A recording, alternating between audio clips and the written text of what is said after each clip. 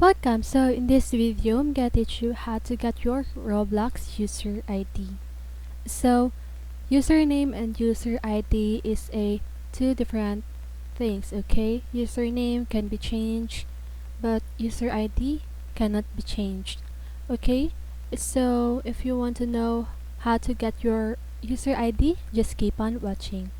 So first, you want to open roblox.com and then make sure that your account is logged into it, okay?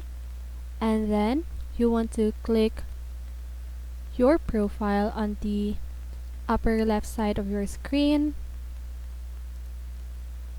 and then just wait, and then here you can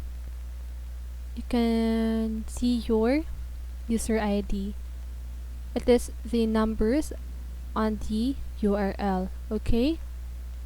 So you just want to copy that, and then that's it.